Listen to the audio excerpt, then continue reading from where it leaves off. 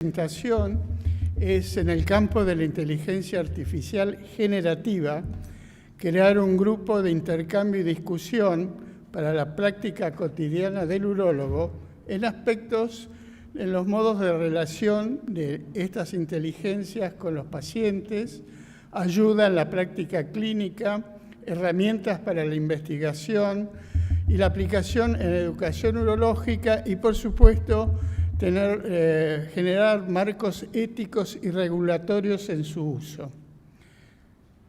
Entonces, el tema central que vamos a hablar es de inteligencias artificiales generativas.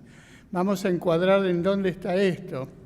Inteligencia artificial, vamos a ver que las usamos desde hace mucho tiempo, pero después progresivamente han aparecido estas palabrejas como machine learning, que para hacerlo más simple es aprendizaje automático en base a algo que llaman redes neuronales, que el nombre también le queda grande porque no se parece a la red neuronal real humana.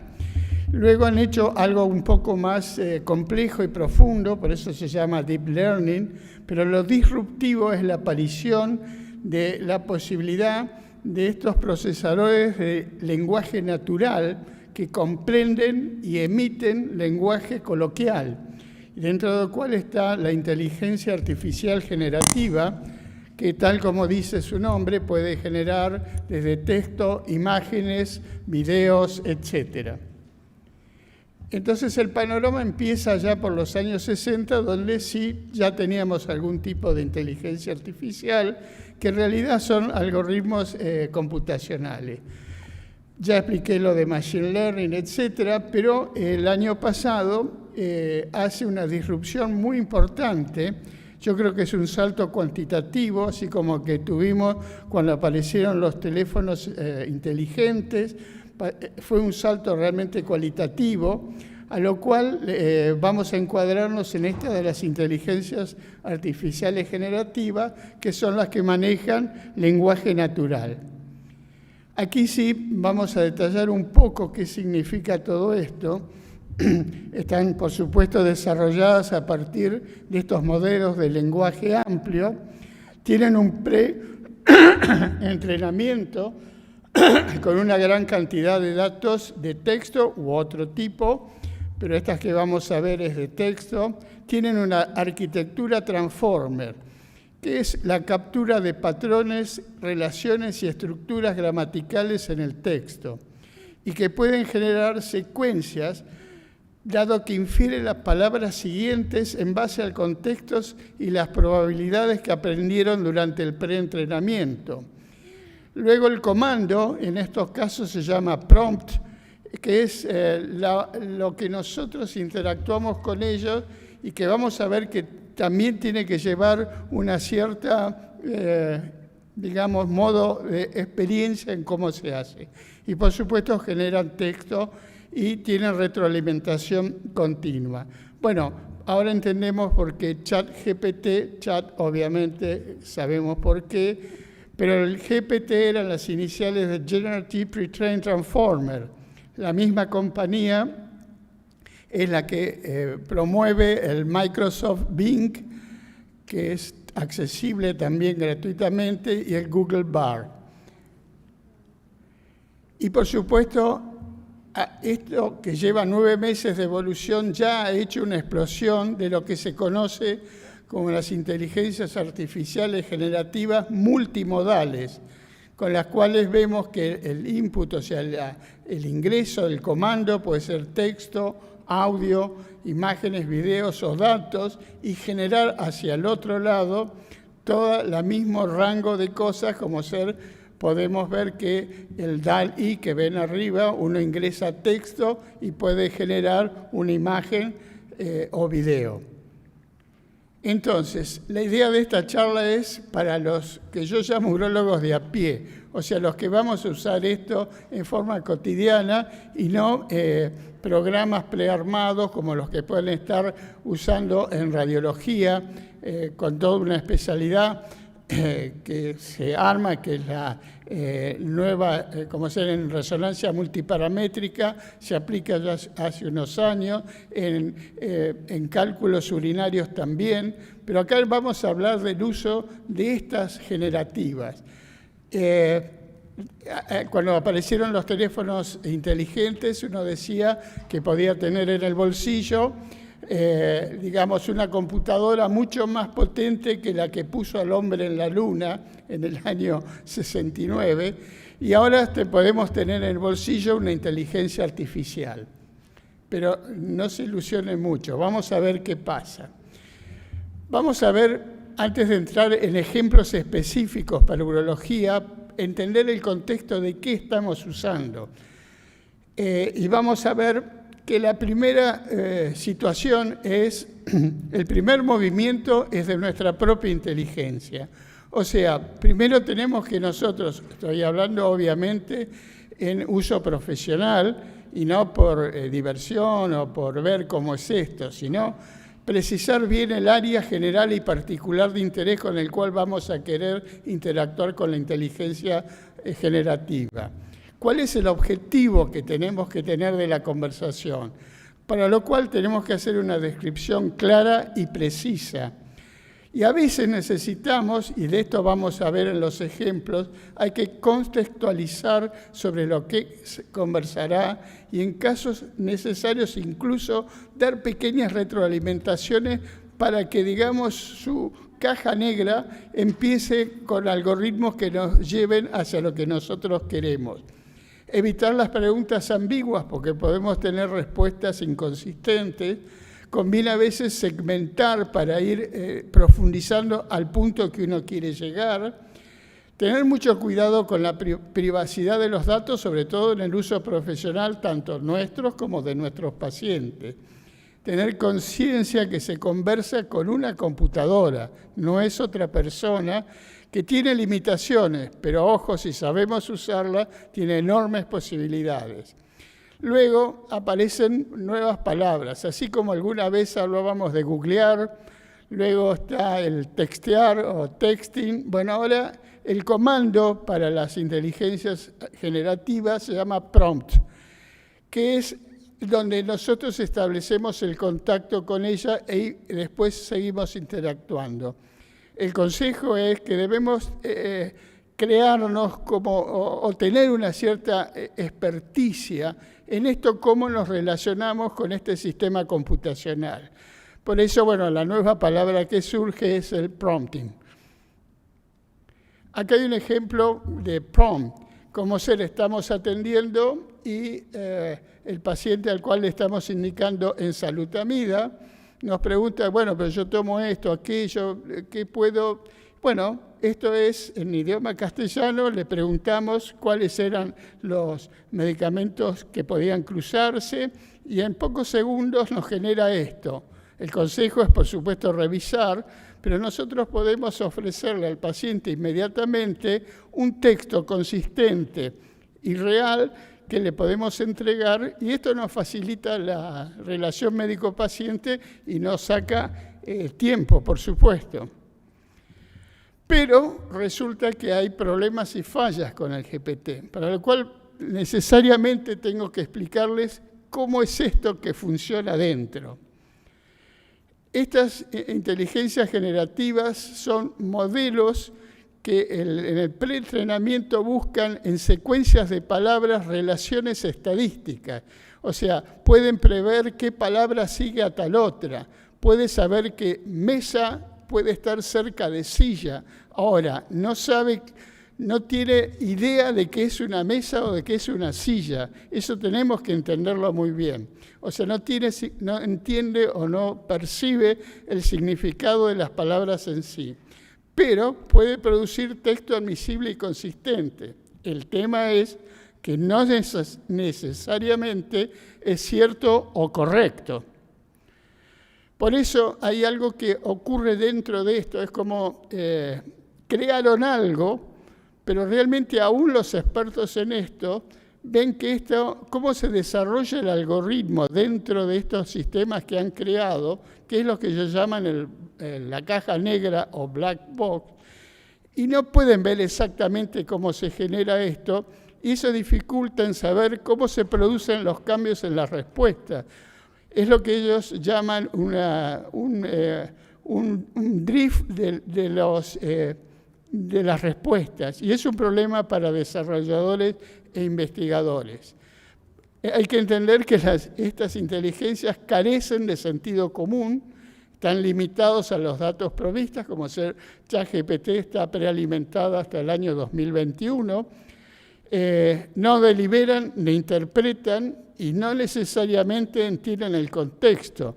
O sea, realmente como ser no pueden entender una ironía y algunos aspectos del humor se les va a escapar. Se parece a algunos personajes de ciertas series de ciencia ficción. Por lo tanto, vemos que si no entendemos esto, o entendemos que a través de cómo es la naturaleza por la cual estas cajas negras funcionan, la información puede tener sesgo, todo depende de la prealimentación, puede traer desinformación. Si esto fue ahí publicado en Internet o donde sea, supongamos trabajos que dicen que las vacunas producen tal cosa, o que el COVID es una implementación eso está dentro de la información que ellos tienen. Y ante una pregunta que puede hacer alguien, la desinformación que genera puede ser importante. Y luego vamos a ver que tienen, lamentablemente, inexactitudes o alucinaciones. Y mucho cuidado con el tema de la invasión de la privacidad. Yo veo que es muy bueno el uso de las redes sociales, etcétera, pero a veces no tenemos conciencia de todo lo que estamos mostrando de nosotros. Y en el uso profesional tenemos que ver todo lo que estamos mostrando de nuestros pacientes.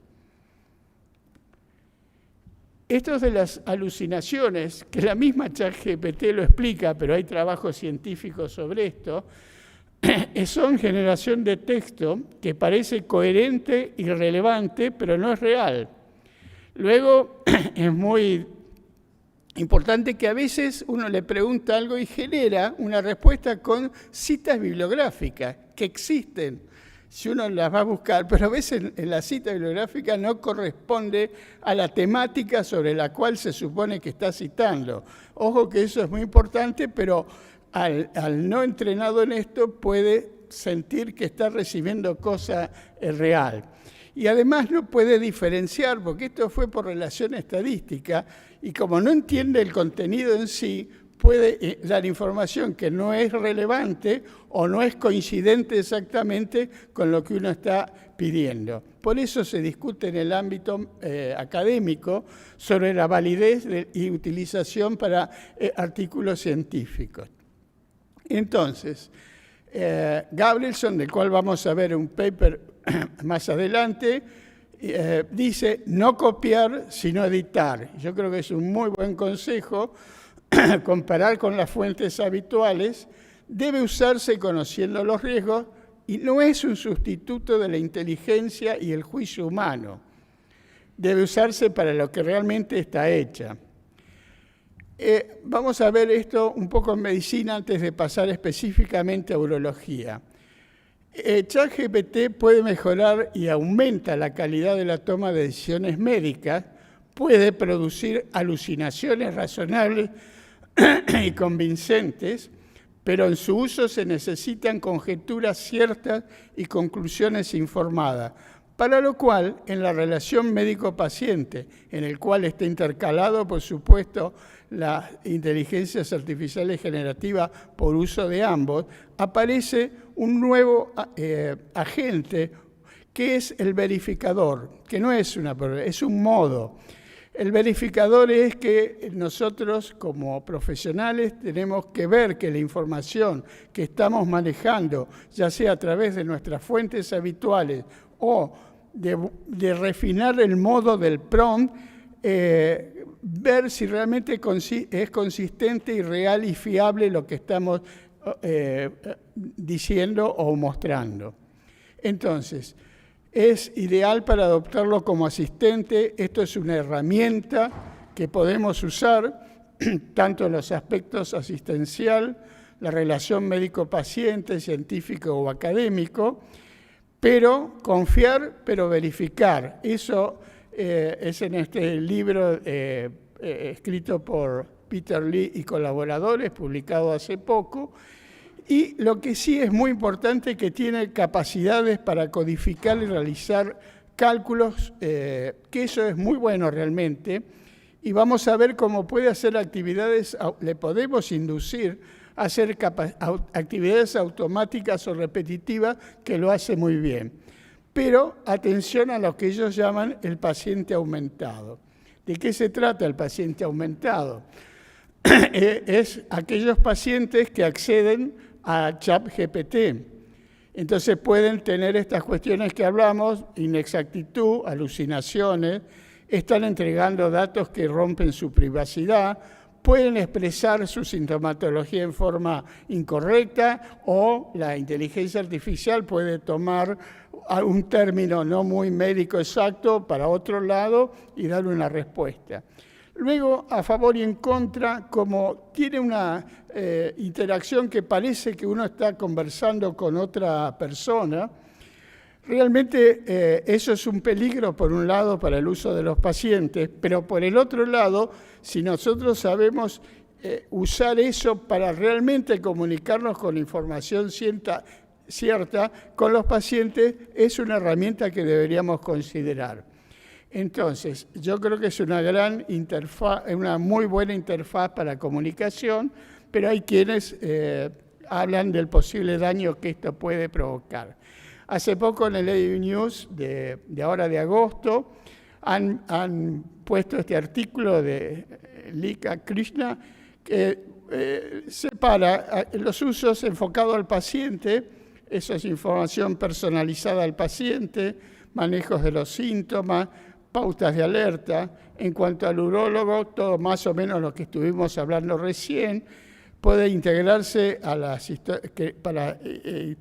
historias clínicas, incluso vemos que también puede usarse para codificar, pudiéramos de algún modo cargar el SNOMED y tener, por supuesto, una codificación mucho más exacta. Y en cuanto a lo administrativo, es muy fácil generar documentos, ya sea para autorizaciones o historias clínicas resumidas para los proveedores de salud, etc. También es muy importante la posibilidad de crear brochures o póster u otro material educativo o promocional médico con los pacientes. Tantos estos usos en medicina, pero es esperable sesgos o errores, siempre comparar con las fuentes habituales. Y esto es importante, hay como un aviso, decir que ojo que esto puede infringir leyes de derechos de autor, puede haber plagio, puede tener complicaciones médicos legales, obviamente ya hablamos de cosas sesgadas, no diferencia recursos relevantes o irrelevantes, debe chequearse la precisión y fiabilidad de los resultados y, por supuesto, tener en cuenta las consideraciones morales o de sesgo discriminativo. O sea, no se le puede exigir conocimiento nuevo y creativo. Esto es, yo siempre digo un poco con humor, que nosotros somos urólogos multimodales. Bueno, esto es un desarrollo que está teniendo Google DeepMind, pero actualmente no es de libre acceso, no es gratuito y que es una situación multiplataforma que trabaja inteligencia generativa y que luego, en base al prompting, puede generar informes de diversos tipos de acuerdo a lo que ha ingresado como en la multiplataforma. En urología, hubo un artículo que presentó Gabrielson en el Journal of Urology de mayo, en el cual él dice cómo mejorar la eficiencia del uso urológico de ChatGPT. Bueno, lo que él plantea, y me pareció que era un artículo muy interesante y apropiado para nosotros, bueno, es muy bueno resumir información clínica puntual para pacientes en lenguaje amigable. Incluso a veces hemos probado de resumir partes de un trabajo científico y que haga el punteado, y lo hace bastante bien. Hay que siempre revisar y editar, pero tiene a veces cosas que sorprende de lo bueno y que nos ahorra mucho tiempo. Bueno, ya vimos que nota a los proveedores de salud, correos electrónicos, sobre todo si estamos conversando con angloparlantes u otro idioma que no manejemos como nativos. Vamos a ver algunos ejemplos en investigación clínica, instrucciones para procedimientos, citas o calendarios de actividades. Conocer es muy fácil cuando hacemos estos planes de BCG, etcétera, de acuerdo al esquema que usemos, de cuándo le va a tocar entonces la fecha, el control, la endoscopía, el citológico, y uno le dice cómo se tiene que hacer y le arma un schedule o un diagrama, y eso se lo entrega al paciente y nos ahorra un montón de tiempo. Luego también, si uno empieza y ahí sí es un poco de jugar, uno puede usarlo como brainstorming. De hecho, para armar muchas de estas delirios de estas charlas, bueno, un poco hacíamos brainstorming con la misma ChatGPT. El tema fue que a las 2 horas que estaba hablando con esto me planteé qué estoy haciendo, estoy hablando con una máquina. Pero bueno, una de las cosas que planteamos, le escribí esto que dice: escribe una lista de instrucciones a pacientes para realizar cistoscopía flexible en un tono tranquilizador y objetivo. A los pocos segundos, esto es lo que obtenemos. Realmente hay que revisarlo, pero realmente viéndolo me ahorró un montón de tiempo. Puedo entregárselo inmediatamente al paciente, e incluso si en el prompt yo le dije decirle al señor fulano de tal, incluso lo puede personalizar y quedamos realmente con muy buen aspecto profesional frente al paciente. Y esto vamos a explicar esto que decíamos de cómo hacer la secuenciación del prompt. Entonces, yo acá les puse lo que yo iba hablando, no les puse las respuestas que me fue dando en el medio. Primero le pregunté si conocía que era PubMed y MeSH, o sea, el lenguaje controlado de las bases de datos médicas. Bueno, me contestó, por supuesto, correctamente. Le pregunté si conocía qué es la pregunta PICO, o sea, paciente, intervención, comparación, resultado. Me explicó muy bien qué era eso. Le pregunté si comprendía el significado, después de la pregunta PICO, que es formular una estrategia de búsqueda bibliográfica en PubMed, por supuesto, poniendo los mesh subencabezados y los conectores booleanos. Los conectores booleanos son el and, or, not. Bien, me iba contestando y después le agregué, bueno, ¿podrías hacer una estrategia de búsqueda bibliográfica en PubMed usando los elementos antes mencionados para una pregunta PICO? Me dice, sí, por supuesto, encantado, decime. Y ahí le escribí en castellano: tengo un paciente de tantos años, diagnóstico de cáncer, y deseo saber qué resultados se obtienen, ya sea con cirugía radical de próstata o radioterapia focalizada. Bueno, esto me estoy boicoteando un poco porque en los cursos que damos explicamos cómo hacerlo uno. Bueno, ahora desgraciadamente lo va a hacer ChatGPT. Pero bueno, esto es a los pocos segundos la respuesta que tuve, donde sí me hace la pregunta PICO, me identifica los términos, los subtérminos, y me hace el fraseado con el cual yo podría poner en PubMed y obtener. Y por supuesto me sugiere que maneje los límites que voy a poner a ese listado. Bueno, ahí interviene sí la inteligencia humana de aprender a manejar los límites y después cómo uno maneja las citas dentro de ellas. Pero por lo menos con esto avanzamos muchísimo Después, esto que yo les decía, que uno puede automatizar varios pasos, para el cual armé fraseado, que es todo entero, en el cual le digo que me pregunte un término médico, que después de eso me vuelve a preguntar en qué fechas quiero la publicación, en qué idioma, y me va preguntando secuencialmente esto, y si quiero que sea como limited review o no, y bueno, y que me dé esto y que después me vuelva a preguntar una nueva palabra clave.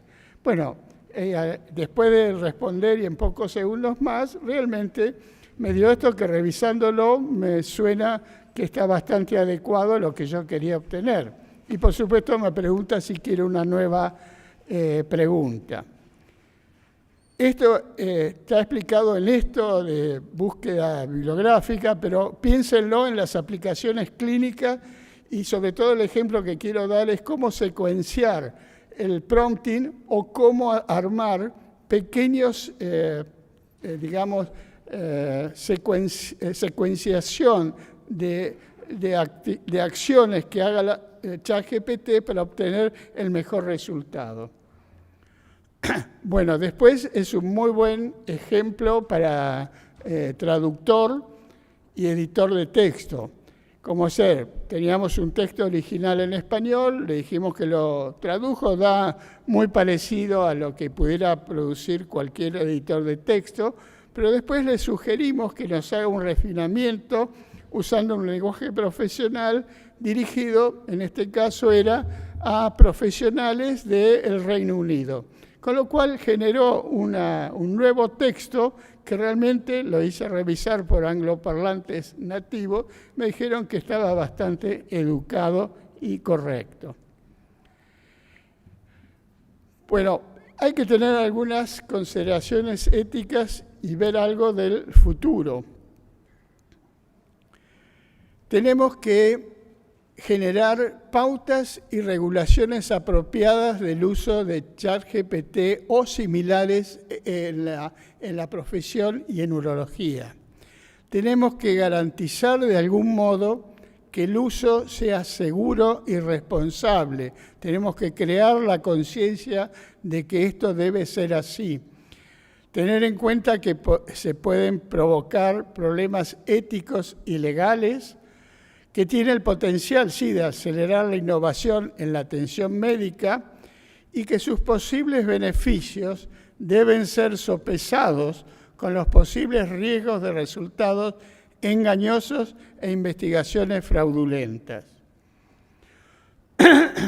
Un poco para resumir, creo que tenemos una herramienta que es una oportunidad en urología, y remarco que es una herramienta que puede usarse como un asistente hacia nosotros, usarse en la relación médico-paciente y todo lo que describimos un poco antes, pero conociendo los riesgos que son alucinaciones, estas imprecisiones, los temas de los aspectos éticos, morales, la violación posible de la privacidad, y entender que esto es, entre comillas, una inteligencia, creo que por ahora el nombre es un poco grande, pero que no tiene comprensión intrínseca ni conciencia. Y es una tecnología en desarrollo. Si tomamos conciencia que esto tiene nada más que 9 meses de evolución, es algo que me gustaría tener el tiempo de vida para ver en cómo va a seguir esto, porque realmente es una película de ciencia ficción que vamos a ver. El tema es que hay intelectuales, como es Harari, es uno muy reconocido. Claro, ellos dicen que va a producir un caos, porque fíjense que si ustedes retroalimentan, uno da feedback, retroalimenta. Si ese feedback va quedando en la base de datos dentro de 10 años, va a tener quizás más información de lo que nosotros retroalimentamos con nuestros egos, etcétera, y lo que puede responder en base a eso puede ser caótico. Bueno, es una visión que tiene este intelectual israelí. Por el otro lado está Bill Gates, que es el creador de Microsoft, que dice que los riesgos son reales, pero él entiende que esto es manejable. Mi humilde posición personal es que no estoy ni tan asustado, ni tampoco tan ingenuamente confiado en una herramienta. ¿Y cómo será el futuro? Está en nuestra inteligencia humana decidirlo. Por eso es esta convocatoria a la comunidad urológica para crear dentro de ella este ámbito de discusión, regulación, consejos y educación en el uso de las inteligencias artificiales generativas en todas sus formas. Ahí tienen mi contacto, me encantaría poder llevar adelante esto y les agradezco la atención. Doctor Mingote, muchas gracias. ¿Alguna pregunta? Bueno, es así como es usted, esta inteligencia, varias veces que lo puede utilizar. ¿Cómo? Es increíble cómo va aprendiendo de uno. Y ya sabe lo que uno, cómo va pensando y qué está buscando. Se anticipa a lo que uno quiere. Es increíble. Sí, sinceramente. Sentís como que hablas con alguien. Hablar con alguien y te conoce. Sí. Es tremendo. Doctor, muchas gracias. Ok, muy amable, gracias.